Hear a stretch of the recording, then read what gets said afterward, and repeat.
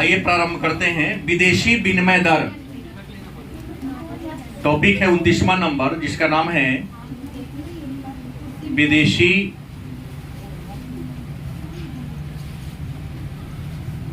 विनिमय दर। बड़ा महत्वपूर्ण टॉपिक है और हमें लगता है कि इस टॉपिक से प्रतिवर्ष एक न एक प्रश्न अवश्य पूछा जाता है।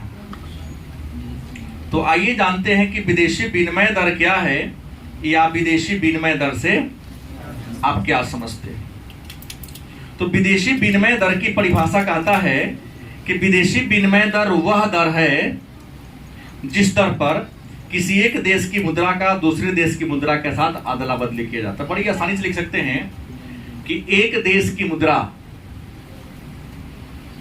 एक देश की मुद्रा को दूसरे देश की मुद्रा के साथ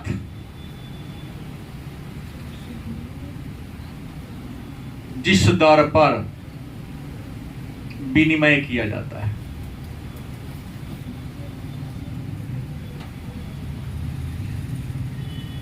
दो अंक का प्रश्न है, पूछा जा सकता है, और पूछा क्या जा सकता है, इसको पूछा ही गया है कि विदेशी विनिमय दर क्या है। नहीं तो एक देश की मुद्रा का दूसरे देश की मुद्रा के साथ जिस दर पर अदला बदली किया जाता है, एक्सचेंज किया जाता है, उसी दर को क्या कहते हैं, विदेशी विनिमय दर कहते हैं। जैसे अमेरिका का $1, अमेरिका का इक्वल टू इंडिया का कितना, 80 रुपया। मतलब अमेरिका के $1 में क्षमता है इंडिया के कितने रुपया से बदलने का। तो इसमें हो सकता है, यहां एक और दे सकते हैं, 1 रुपया बराबर क्या होगा, 80/1/80, 1/80 $1 हो गया, नहीं होगा। तो एक देश की मुद्रा का जिस दर पर क्या किया जाता है, विनिमय किया जाता है, बदला बदली किया जाता है, उसे क्या कहेंगे, विदेशी विनिमय दर के नाम से। 2 अंक का ही प्रश्न है और यह प्रश्न को पूछा भी गया है, कोई दिक्कत। अब है विनिमय दर के प्रकार कितने हैं। प्रश्न है विनिमय दर के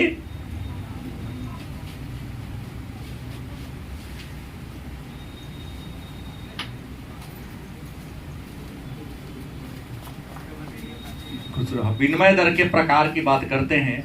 तो विनिमय दर के प्रकार कितने हैं, तो मैं आपको बता दूं कि विनिमय दर के मुख्य 2 प्रकार हैं।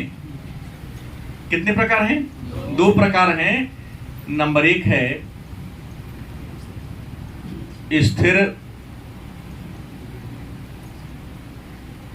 विनिमय दर, और दूसरा क्या होगा, लोचपूर्ण विनिमय दर। लोचपूर्ण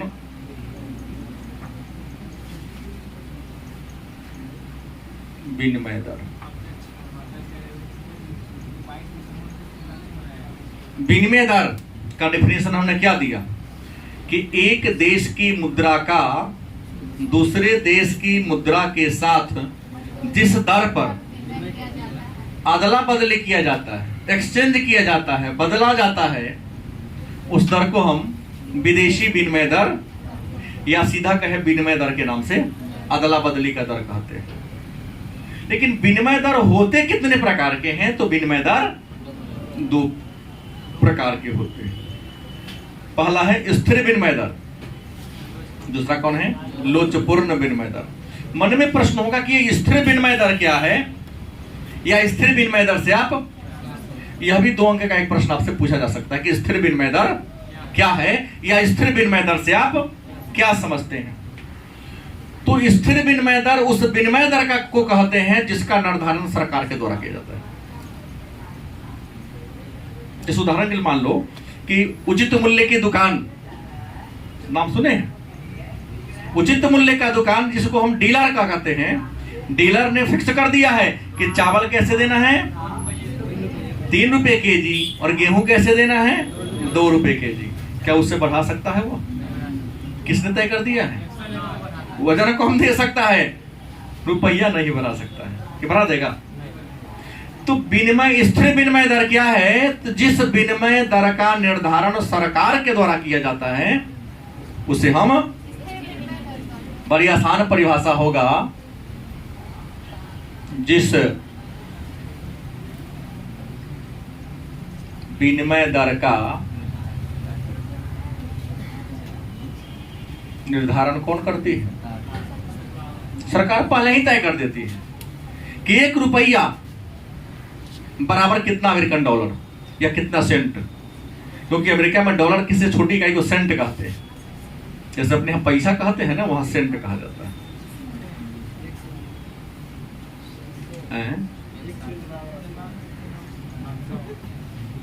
गलत किसे? 1 सेंट बराबर 80 रुपए कहां से होगा? 80 पैसे के आसपास होगा ना।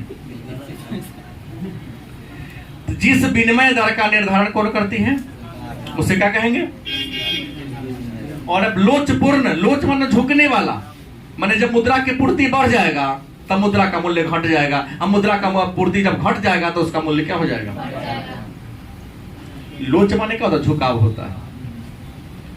तो लोचपूर्ण विनिमय दर किसे कहेंगे? तो बड़ी आसान है कि जिस विनिमय दर का निर्धारण बाजार की शक्तियों के द्वारा होता है। आसान प्रश्न है, उत्तर है सॉरी, कि जिस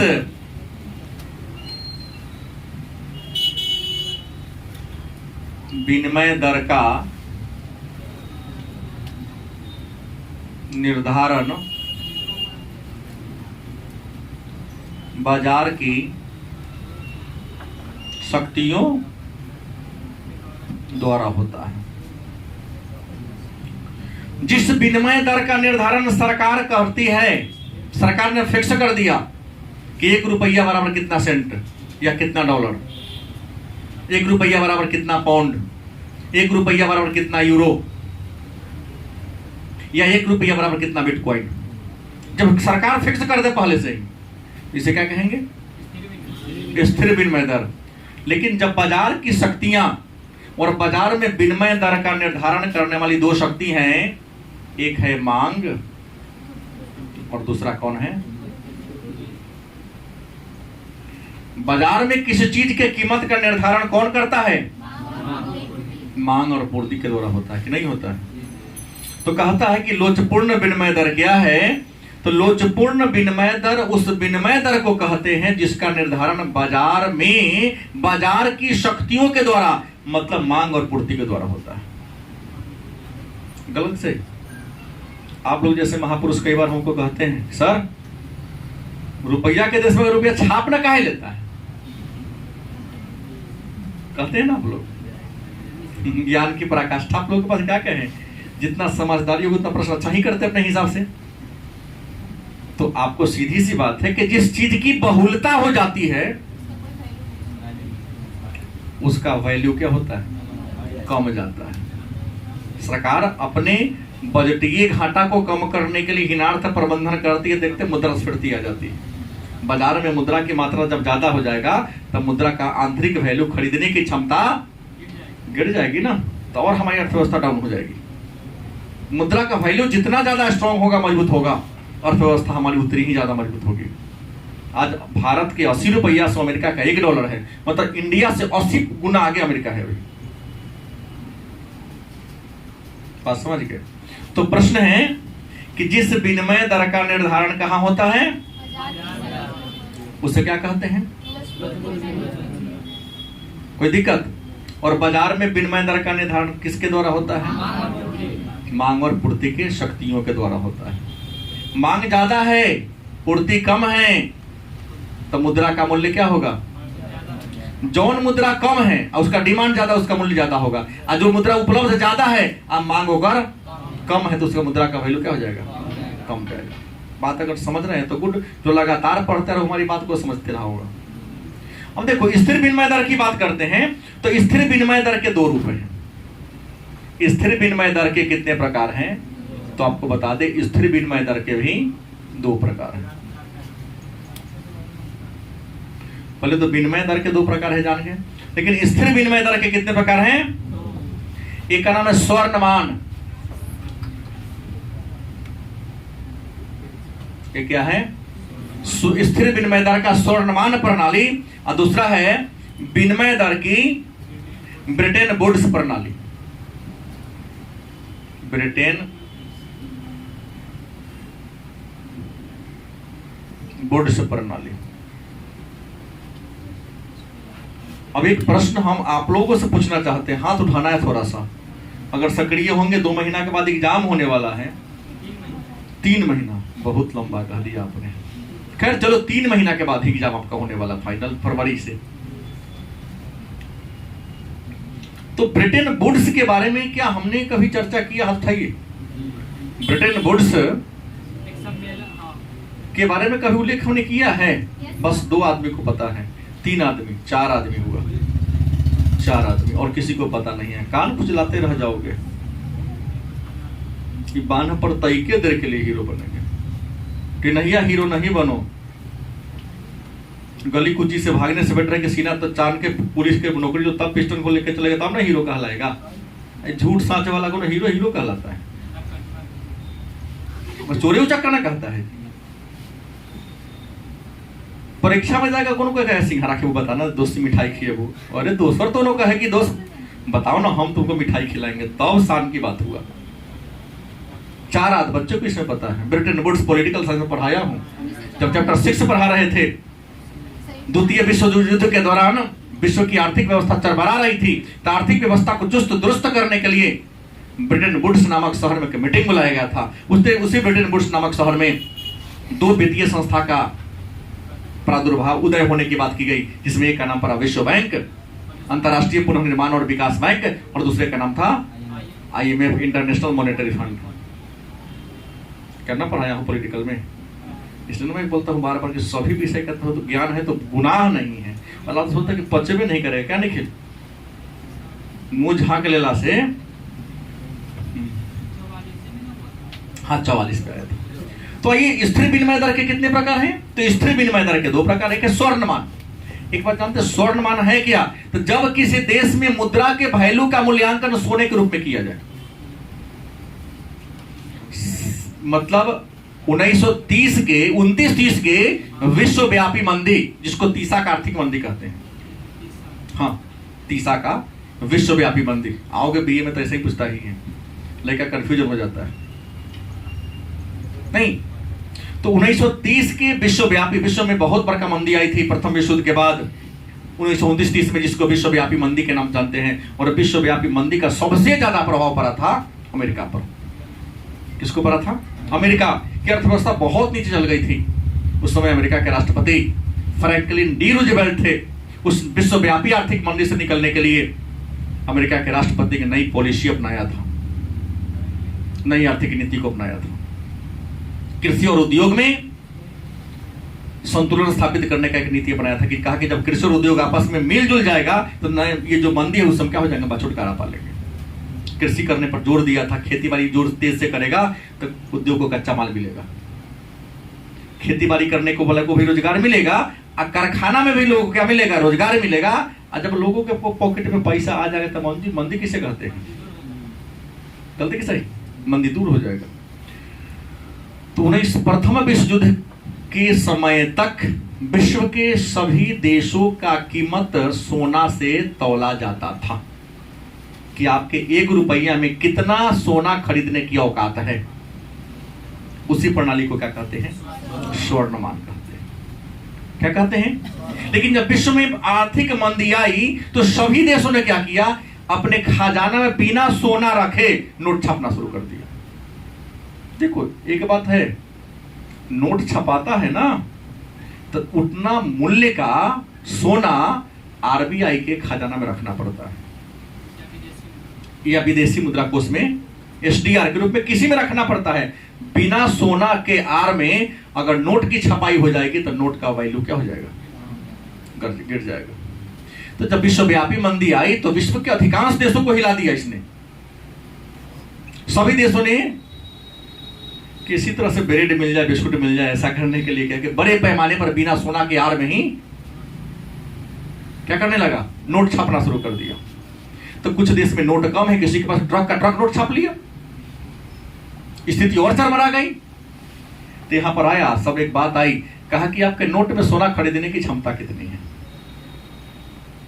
जैसे भारत में 10 ग्राम सोना खरीदने के लिए मोटा मोटी मान लो 50,000 रुपया चाहिए, लेकिन अमेरिका में कितना, अब तो हम गुना भाग करना होगा, कम करना पड़ेगा ना। मेरे ख्याल से 30,000 के आसपास डॉलर में होना चाहिए वहां, कि कम में होगा 3,000 $, जितना भी हो, लेकिन कम होगा ना वहां। इसको मूल्यांकन करके किया जा सकता है, क्योंकि $1,000 बराबर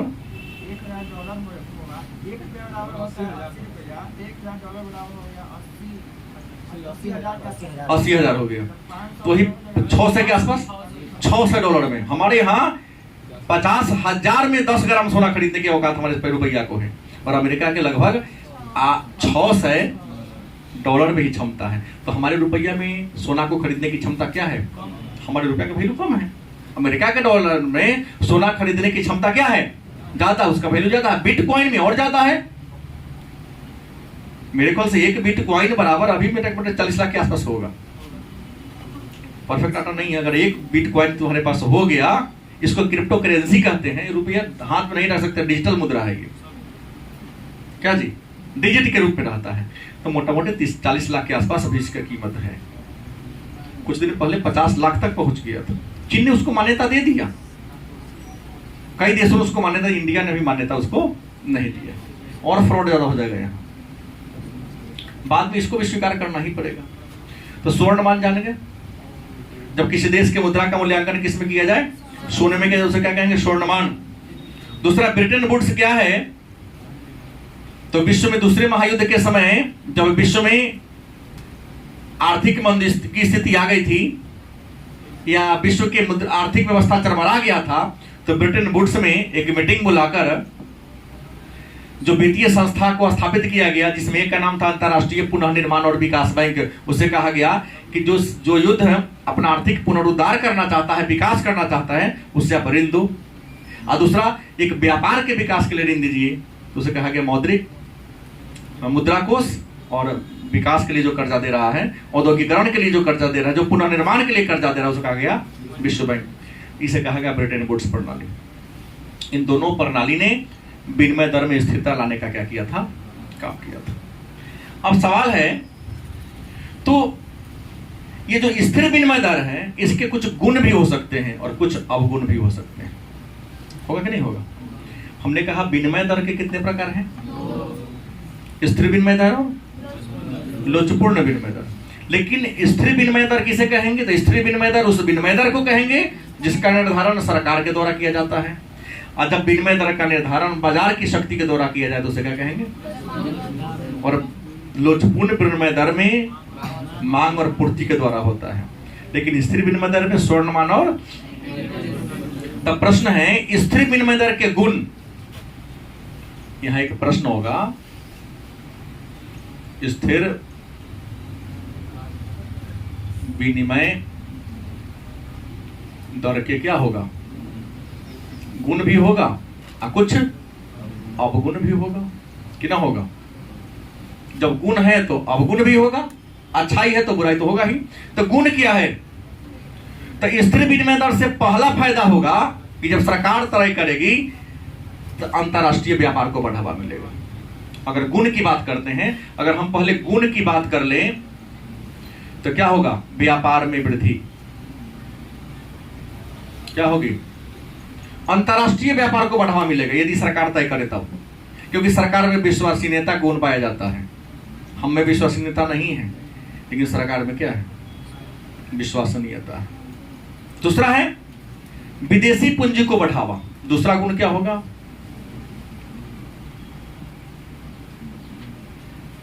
पूंजी को क्या मिलेगा, बढ़ावा मिलेगा। अगर स्थिर है कि मुद्रा के मूल्य में ज्यादा उतार चढ़ाव नहीं है तो विदेशी स्टॉक आप रखेंगे, आज रखे कल गिर जाएगा तो कौन स्टॉक रखेगा। कि जो अपने देश में बड़े बड़े पूंजीपति लोग हैं 2000 के नोट गर्दनिया के नोट थकिया के रख रहा है। क्या है?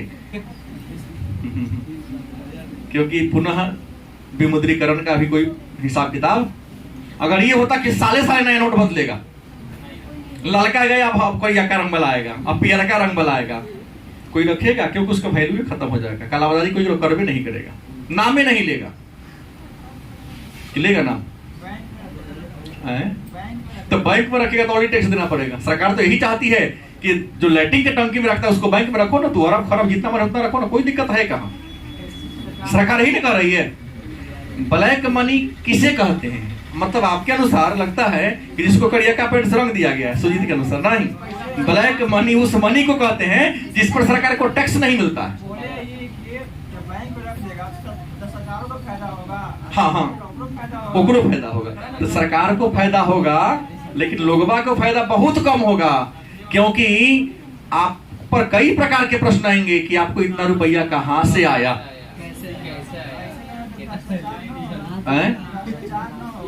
करप्शन नहीं होगा, सही बात है, होगा तो ऐसे करप्शन नहीं होगा। सुनते हैं कि जापान के फलाना ने घोटाला कर दिया, सुने हैं कभी?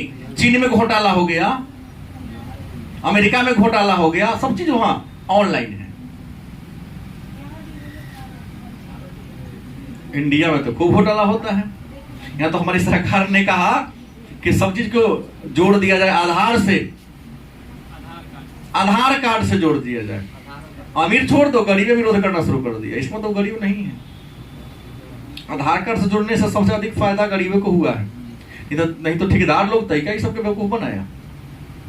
तो ठेकेदार लोग नरेगा के तहत काम करवाता है, पहले अपना पेमेंट दे देता है, अब वो खाता वाला पैसा मजदूर के खाता में आता है। हो भाई पैसा निकालना था 200 लेवो तब चलो बैंक में, अब फिर भी मजदूर विरोध करता है इसको जोड़ने का। गरीब करता नहीं है, उसके दिमाग में पूंजीपति ठूस रहा है कि नहीं ये नीति ठीक नहीं है।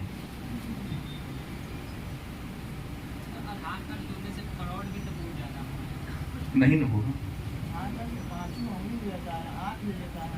ठीक तो है, हाँ सब चीज लेता है, फ्रॉड नहीं होगा वहां है? कहाँ होता है? कहीं ना कहीं आप डिजिटल अपना कुछ शेयर करते हैं तब होता है। जैसे हम रिटर्न फाइल करने गए, अचानक हुआ कि आज डेट है, अब मेरे पास हुआ कि बैंक वाला को ये किया, कहा कि ना सर मशीनें खराब है, क्या ना होगा, मुझे स्टेटमेंट दे देगा कि नहीं होगा। अब उसको अपने सीईओ कहे कि इसी से कहानी है, अच्छा सर खाता नंबर लाइए ना, जैसे खाता नंबर दिए पूरा कहाँ से कहना है पूरा हमको बता दिया है, पूरा दिया हुआ। आधार कार्ड एक अच्छा चीज है, बुरा नहीं है,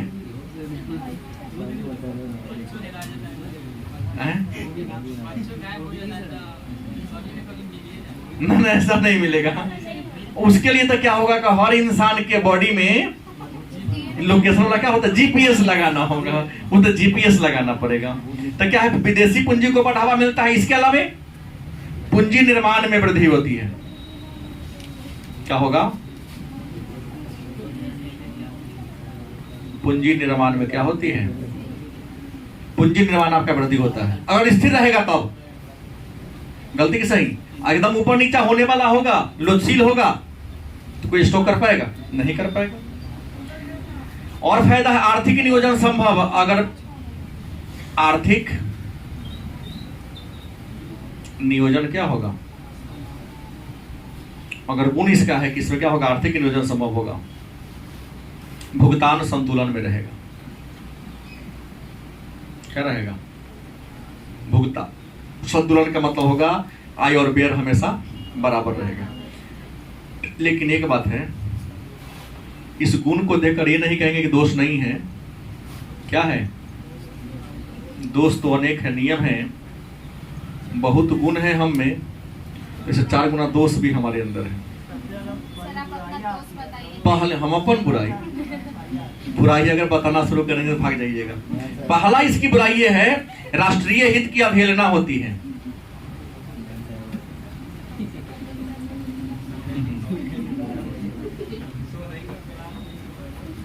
राष्ट्रीय भाग नहीं है। हमको लगता है कि हमारे सैकड़ों बच्चे भागे, डांटे सुन के भागे, पैसा देके क्या डांट सुनेगा। लड़का भागा तो भागा, लड़की भी करीब 50 भागी, उसके अनुसार मैं ही नहीं था।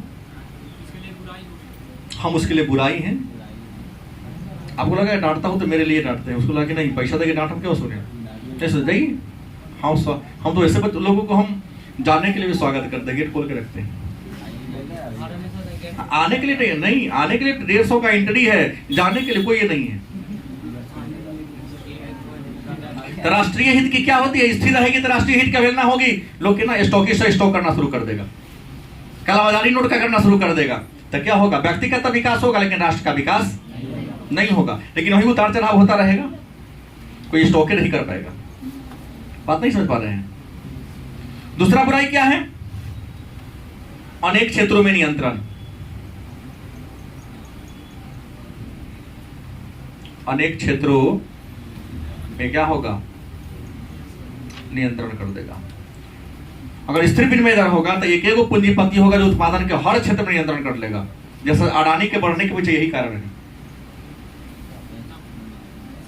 अडानी जो एशिया में टॉप पर आ गए हैं, हाँ एशिया महादेश में, विश्व में अभी विश्व में दूसरा है, तीसरा है। अरे निफ्टी का रेट गिरा है, मुंह के भरे निफ्टी अपना गिरा है, तीसरा पर हमें नहीं जाना। लेकिन हम ये इसलिए बोल दिया हूं कि कल हमने देखा कि निफ्टी नेशनल स्टॉक एक्सचेंज जो मार्केट है उसका मूल्य बहुत नीचे डाउन हुआ है, मुंह भर लुढ़का है। तो जैसे गिरेगा तो क्या उसके कंपनी का बरल होगा, ये सब शेयर बाजार से आगे बढ़ता है। अचानक की कीमत है शेयर का 100 रुपया हो गया 500, एक दिन उसकी पूंजी 4 गुना बढ़ गई ना, ऐसे बढ़ता है ये सब। तो कहना कहेगा सर एक दिन में आ गया कल हो गया पीछे। शेयर बाजार बढ़ेगा तो इसका पूंजी बढ़ेगा, शेयर बाजार गिरेगा तो इसका पूंजी क्या होगा। इसलिए हमने कह दिया एशिया में बढ़ा है। बढ़ने के पीछे क्या है, अनेक क्षेत्रों में लगा दिया है काम। इसने क्या सुनते एसएससी का पूरा शेयर 25% खरीद लिया। एसएससी का शेयर खरीदा पूरा, जिसमें कंस्ट्रक्शन ले रहा है यही ले रहा है, तो शेयर में भी फायदा इसको उठ रहा है, इसको कम दाम पर सीमेंट भी मिल रहा है और उतना पूंजी भी नहीं लगाना पड़ रहा है। फिर जहां लगा रहा वहां से इसको फायदा आ रहा है। तो उन्होंने कहा था मनी बिगिंस टू मनी, रुपया तभी रुपया कमा सकते हैं। पैसा पॉकेट में नहीं है तब आगे जल्दी बढ़ेंगे, लेकिन बहुत देर लगेगा आपको आगे जाने। इसके अलावा तीसरा हानि होगा आकस्मिक उच्चावच। विनिमय दर में अचानक हानि के अचानक उच्चावच आ जाता है। जैसे आज शेयर का दाम बढ़ रहा है, अचानक कभी होगा कि बाजार में किसी खास देश की मुद्रा घट गया, या अचानक उसका मुद्रा क्या हो गया, बढ़ गया। बाजार में क्या हो गया, जैसे बढ़ गया उसका वैल्यू क्या हो जाएगा, गिर जाएगा। कभी कभी होता है कि दाम कम पहुंचा और दाम बढ़ा तो जो बेचने वाले तुरंत अरे दाम बढ़ा बेचना शुरू कर दो। तो आकस्मिक क्या होता है, उच्चावच होता है। अब है लोचपूर्ण विनिमय दर की बात करते हैं। तो लोचपूर्ण विनिमय दर के तो प्रकार नहीं है, लेकिन इसके भी गुण और दोष। क्योंकि लोचपूर्ण विनिमय दर का हमने परिभाषा क्या दिया कि जिस विनिमय दर का निर्धारण बाजार की शक्तियों के द्वारा होता है। बाजार की शक्ति क्या है, मांग और पूर्ति। मांग ज्यादा है, पूर्ति कम है, उसका कीमत क्या होगा, ज्यादा होगा। मांग कम है, पूर्ति ज्यादा है, तो कीमत क्या हो जाएगा, कम हो जाएगा। गलती की सही। शेयर बाजार में किसी देश की मुद्रा का वैल्यू कैसे तय होता है, अचानक मुद्रा का उपलब्धता कम है, मांग ज्यादा है, तो कीमत क्या हो जाएगा, बढ़ जाएगा। अब मांग विदेशी मुद्रा का कम है, सॉरी ज्यादा है, उपलब्धता क्या है, बढ़ जाएगा। अमेरिका का 100 रुपया काहे है, 80 रुपया क्यों है? क्योंकि अमेरिका के जो डॉलर है उसकी उपलब्धता ही दुनिया का सबसे हॉट करेंसी वही है और स्थिर मुद्रा वही है। क्या जी, जितना स्थिरता अमेरिका का डॉलर में है, कई देशों का मुद्रा का नाम डॉलर है, लेकिन अमेरिकी डॉलर में जो स्थिरता है वह विश्व के किसी में नहीं है। भले बिटकॉइन का 40 लाख दाम हो, लेकिन उसमें स्थिरता का गुण किसी के पास भरोसा नहीं है कि आज बिटकॉइन 40 लाख है तो कल 40 लाख रहेगा कि 40 रुपया पर आ जाएगा। कंपनी वाला खुद नहीं जानता है। 250 था, 5-6 साल पहले 1 रुपया से शुरू किया था। जापान की है। अब आइए, तो प्रश्न स्त्री का हो गया। अब आ गया लोचपूर्ण।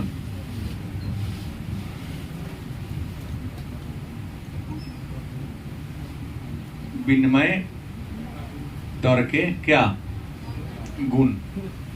लोचपूर्ण विनिमय दर के गुण क्या है? तो लोचपूर्ण विनिमय दर का सबसे पहला गुण क्या है कि सरल है। क्या है? क्योंकि सरल कैसे है? तो सरल इसलिए है कि मुद्रा की पूर्ति कम है तो कीमत ज्यादा होगा, अब पूर्ति ज्यादा है तो कीमत क्या होगा। तो आसान सी बात है। गोभी 80 रुपये था, आज गए तो 60 रुपये का है, बेच ज्यादा था गोभी। गोभी अभी कद्दू मिलता है 50 रुपये 40 रुपये मिलता है कद्दू। आप देखिएगा होली आते आते 10 रुपये में 3 गो, कोई लेने वाला नहीं रहता है, उमरा के चल जाता है। देखा कि 9 करोड़ लिया तक छोड़ दिया, आके गाय भैंस खाना शुरू कर देता है। क्यों? तो उपलब्धता उसकी क्या हो गई। तो इसका सीधा है, स्थिर विनिमय लोचपूर्ण विनिमय प्रणाली का पहला गुण क्या है? यह सरल है। दूसरा गुण क्या है? सतत समायोजन। इसमें अपने आप एडजस्ट करने का गुण होता है। इसमें क्या है? अपने आप। उपलब्धता ज्यादा होगी कीमत कम हो जाएगा, और उपलब्धता कम होगी कीमत क्या होगा, मतलब एडजस्ट करने का, ऑटो एडजस्ट का गुण इससे पाया जाता है। लगातार अपने आप एडजस्ट करते रहता है। तीसरा, भुगतान संतुलन में सुधार। क्या होगा? भुगतान संतुलन में क्या होता है? इससे कभी आपका कीमत बढ़ा तो कभी हमरो तो बढ़ेगा ना। तो जो घाटा आज हम किए हैं, कल हमको मेरा घाटा भरपाई भी हो सकता है। इसमें सरकार को दिमाग लगाने की कोई जरूरत, क्योंकि बाजार में अनिश्चितताएं होती है। आज 10 व्यापारी आ गया सामान बेचने, कल हो सकता है 2 गो आए, 2 गो आएगा तब पूर्ति क्या होगी। कहीं डिमांड पहले जैसा रह गया तो कीमत क्या हो जाएगा। जैसे भारतीय मुद्रा बाजार में, भारत के मुद्रा बाजार में अगर मान लो आज 100 विक्रेता गए, लेकिन क्रेता कम पहुंचा, और कल 2 ही विक्रेता गया, क्रेता ज्यादा पहुंच गया, तो भारत के मुद्रा उपलब्ध कम हुआ और खरीदने वाले ज्यादा क्या हो गया। तो दिखता है ना शेयर बाजार में, आज मुद्रा के रूप में इतना % की वृद्धि दर्ज की गई, माने बेचने वाला कम गया, खरीदने वाला क्या हुआ,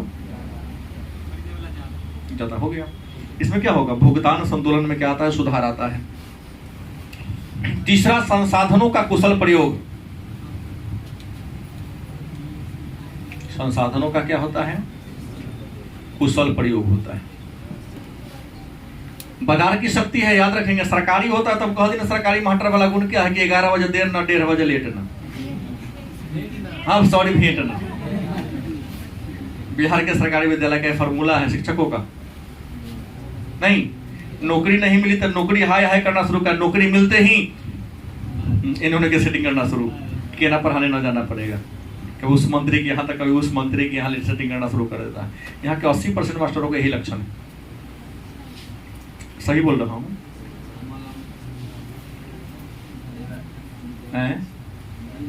हमने कहा संसाधनों का कुशलतम प्रयोग नहीं हो रहा, मतलब इसमें खूब होता है, क्योंकि हाँ सतत समायोजन है। अगर अपनी क्षमता का ज्यादा प्रयोग नहीं करेंगे तो आपका घाटा में जाएगा। तो यहाँ पर बाजार की शक्ति तो संतुलन होता है लोचपूर्ण वाला में। यहाँ पर क्या तो संसाधनों का कुशल प्रयोग होता है। जो भी संसाधन आपके पास रहता है उसका आप ज्यादा से ज्यादा यूज करना चाहते हैं। लेकिन एक बात है, गुण के साथ साथ क्या है? दोष भी है। दोस्त नहीं बोला हूं, देखो दोस्त में अंतर कर सो। आप लोग हमारे दोस्त है गलत, माने हमारा अवगुण है। ये कौन है? तुम्हारा दोस्त है, तुम्हारा अवगुण है। सही बात, अवगुण है। सही बोलते हैं आप लोग, नहीं आपका अवगुण है। लेकिन क्या होना चाहिए? हमारा दोस्त है। अच्छा कितने बताइए, कितने लोग इस शब्द का प्रयोग करते हैं? नहीं, बहुत कम। दोस्त कहते हैं, माने ये अवगुण हमारा है। हाँ मित्र बोलते हैं, झूठ मत बोलिए। तो प्रश्न क्या है कि अवगुण भी है। दोष मतलब क्या होगा? अवगुण अंग्रेजी में डिमेरिट। क्या डिमेरिट है? तो पहला निम्न लोच के दुष्परिणाम। पहला इसमें होगा कि निम्न लोच के दुष्परिणाम होगा। लोच हुआ लेकिन बहुत कम हुआ, तो याद रखेंगे आपके मुद्रा का वैल्यू हमेशा गिरते रहे, जैसे इंडिया वाला का हो रहा है। आजादी के समय अमेरिका का 16 रुपया सो इंडिया का 1 रुपया था। सही बोल रहा हूँ, गलत नहीं बोल रहा, मैंने किस पुस्तक में पढ़ा है। आजादी के समय अमेरिका का 16 रुपया इंडिया का, हमारा मुद्रा ज्यादा वैल्यूबल था। बात समझ गए? हाँ, $16 बराबर 1 रुपया। सुने थे आप भी? हमने पुस्तक में पढ़ा है इसको। हाँ हाँ, लेकिन संरक्षणवादी पॉलिसी आते गया। कौन पॉलिसी आते गया? संरक्षणवादी पॉलिसी आती गई। सरकार अपने वोट बैंक को बनाने के लिए सभी तरह करता है। सरकार जो आए क्या करता गया? सब्सिडी की अर्थव्यवस्था आती गई। सरकार ने सीधा कह दिया, 1956 की जो औद्योगिक नीति आई उसमें समाजवादी राज्य की समाजवादी तत्वों का समावेश किया गया। कि समाज का कल्याण कैसे होगा? तो समाज का कल्याण होगा, तुमको अगर वस्तु को बनाने में लागत ज्यादा आता फिर भी कम दाम में बेचो, क्योंकि जनता के पास क्रय शक्ति नहीं है। और दुनिया में सबसे बड़ा भ्रष्ट बनिया होता है। बनिया में किसी जाति को नहीं बोल रहा हूं, अगर ले लेंगे तो आपकी मूर्खता है। जो व्यापार करता है, जब इस सब कंपनी को लाभ होता तो सरकार को नहीं बताता, घाटा होता सर इतना घाटा हो गया, तो बात वही होगी। नहीं, लाभ हुआ तो सरकार को दिया नहीं, लेकिन घाटा हुआ सरकार सब्सिडी ले लिया ना। परिणाम क्या हुआ? दूसरा परिणाम आज हुआ कि जब आजादी के समय अमेरिका से हम 16 गुना आगे थे, आज हम 80 गुना उसे क्या हो गए? पीछे हो गए। तो इसके दुष्परिणाम हुआ है। दूसरा क्या है? अनिश्चितता है।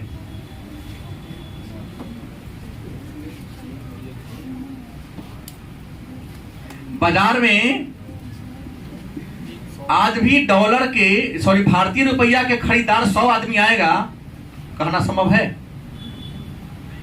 मैं नहीं संभव करा कि आज शेयर बाजार में कौन आदमी पर शेयर बेचेगा या कौन शेयर को खरीदेगा कहा जा सकता है, क्योंकि शेयर बाजार का मैक्सिमम बात तो दलाल करता है। इसलिए मुंबई शेयर बाजार का नाम है दलाल स्ट्रीट। मुंबई शेयर बाजार का नाम क्या है? दलाल स्ट्रीट, क्योंकि दलाल लोग चलाता है। नहीं, जीरोधा के माध्यम से अपना सब्जी कम करा लो और सीधे फोन करो हमको फलाने कंपनी का शेयर है, इसको बेचना है, तो आपसे कुछ कमीशन लेगा। क्या लेगा? बेच देगा और आपके अकाउंट में पैसा को अपने आप आ जाएगा, ट्रांसफर होकर चला आएगा, कुछ कमीशन लेता है। अब दलाल के पास किस समय किस आदमी का फोन आएगा कि नहीं हमको खरीदना है या हमें बेचना, कोई जानता है? तो अनिश्चितता रहती है कि कब दाम घटेगा, कब दाम बढ़ेगा। आज खुला है, कल घाटा में खुला, जैसे 12 तारीख है तो निफ्टी घाटे में चल रही है, तो 13 अक्टूबर को घाटे में चलेगी कहना संभव? अचानक 100 अंक, 200 अंक, 1000 अंक उछाल भी आ सकता है, क्योंकि निर्भर करता है कितने क्रेता आएंगे और कितने विक्रेता आएंगे। फिक्स है क्या? नहीं फिक्स है, अनिश्चितता रहता है। एक और हानि है राष्ट्रीय व्यापार में अस्थिरता।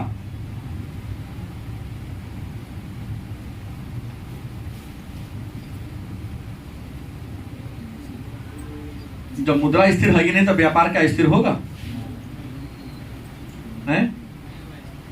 तो अंत में एक बड़ा महत्वपूर्ण प्रश्न आता है, जो 5 नंबर का प्रश्न एक आध बार शायद पूछा गया है, तो विनिमय दर का निर्धारण कैसे होता है?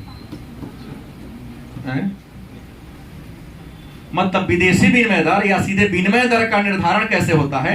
यहां प्रश्न सीधा कर देता है कि मांग और पूर्ति के शक्तियों के द्वारा विनिमय दर का निर्धारण को स्पष्ट करें। आइए उसको देख, वही लास्ट प्रश्न बच जाता है।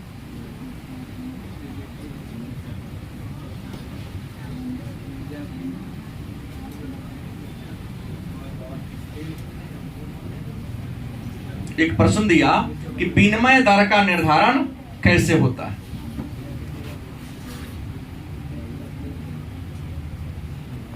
विनिमय दर का निर्धारण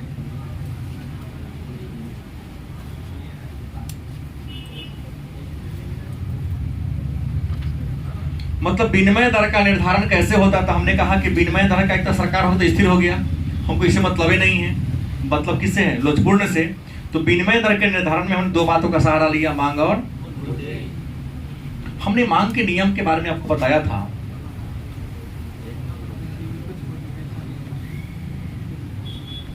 याद होगा, जब भी होता है तो वो वाई रेखा पर कीमत को दिखाया जाता है, और यहाँ पर क्या होगा, कीमत होगा तो यहाँ पर मांग होगा, OX पर क्या होगा, मांग होगा। हम क्या पर है, विदेशी विनिमय पढ़ रहे हैं, मतलब विदेशी विनिमय माने अदला बदली की बात करते हैं। अब मान लो कि विदेशी विनिमय की बात करते हैं तो यहाँ पर R कीमत है, किसी देश की मुद्रा का कीमत कितना है, R। तो R कीमत है तो उस पर डिमांड Q हो सकता है। R कीमत है तो डिमांड कितना होगा,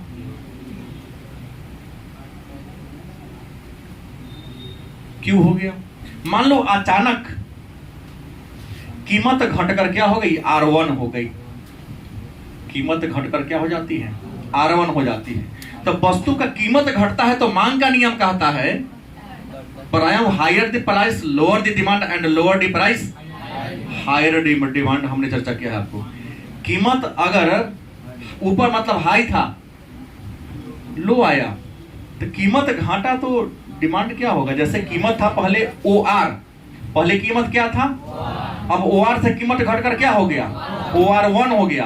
तो OR कीमत पर डिमांड कितना था, OQ था, क्या था, तो OR कीमत पर डिमांड कितना हो जाएगा,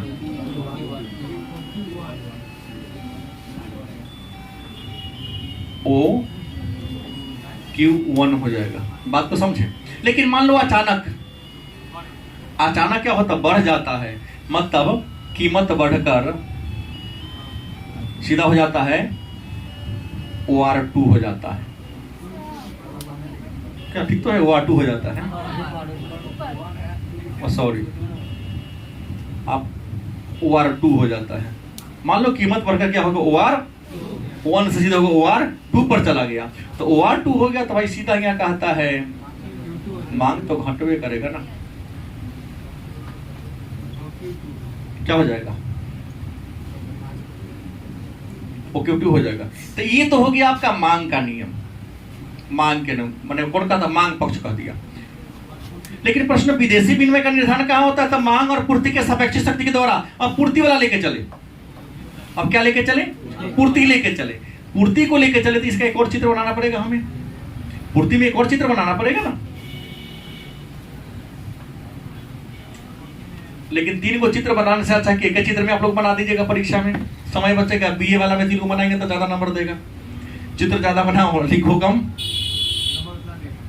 नंबर उतना ही मिलेगा।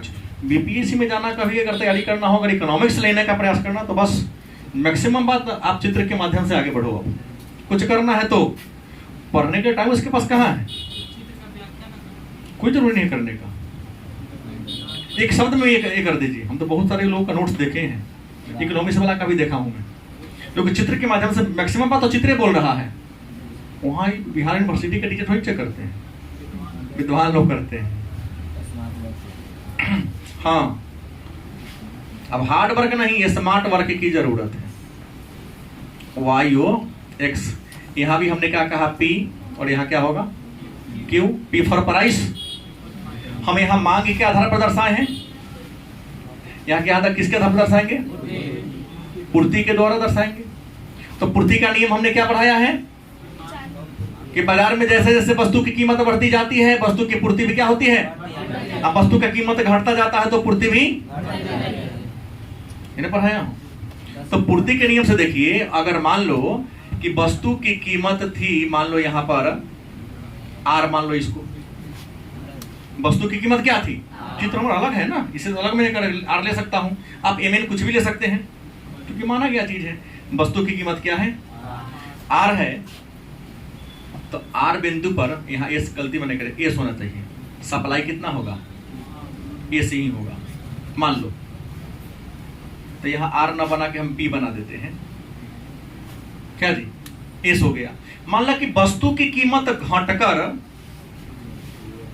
अगर P1 हो गया, क्या हो गया, तो ये भी घटकर क्या हो जाएगा, S1 हो जाएगा। चित्र मैं ऐसे बना के दिखा रहा हूं। दूसरा क्या कहा कि नहीं, अगर बढ़ गया P1 से बढ़कर P2 हो गया तो वस्तु की पूर्ति भी बढ़कर, इसको क्या होगा, सीधा रेखा इसी इसका जाएगा। पहला कंडीशन ये था इसका। क्या जी? दूसरा कंडीशन इसका, तीसरा कंडीशन क्या हुआ? मतलब ये कहा कि जब वस्तु की कीमत ओपी हुआ, वस्तु की कीमत क्या था यहां पर? ओपी था, तो वस्तु का सपूर्ति कितना था? ओएस। सेकेंड कंडीशन कहा कि वस्तु की कीमत घटकर क्या हो गई? OP1 हो गई, तो पूर्ति भी घटकर क्या हो गई? OS1। लेकिन वही कहता है कि वस्तु की पूर्ति अगर कीमत बढ़कर क्या हो गई? OP2 हो गया, तो पूर्ति बढ़कर क्या हो गई? OS2 होगा। देखिए ना आगे बढ़ रहा है। अब कहता है तो विदेशी विनिमय दर का निर्धारण कहां होगा? तो सीधा है, दोनों को यहां दर्शा देंगे। इस चित्र को लोग यहां बैठा दीजिए ना, तो इस चित्र को लेकर जैसे ही आप यहां बैठाइएगा तो कैसा चित्र बन जाएगा? एक ऐसा आएगा, एक ऐसा कट जाएगा। कटेगा कि ना कटेगा? ये दोनों कहीं ना कहीं यहां पर कटान करेगा। तो विदेशी विनिमय दर का निर्धारण कहां होता है? तो उस स्थान पर, बाजार में उस स्थान पर विदेशी विनिमय दर का निर्धारण होगा जहां पर विदेशी मुद्रा की मांग और विदेशी मुद्रा की पूर्ति आपस में क्या हो। अगर इस चित्र को इसमें सटाएंगे तो यहाँ पर कटान करेगा, यहाँ पर कटान करेगा।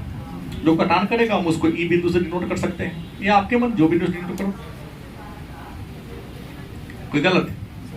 दो छोटा छोटा प्रश्न पूछा गया और है, ऐसे ही बोल के बता दे रहा हूं। एक प्रश्न आता है, ध्यान देंगे, नाम उसका हाजिरी विनिमय दर क्या है? प्रश्न क्या है? हाजिर विनिमय दर क्या है? और दूसरा प्रश्न वायदा बाजार क्या है?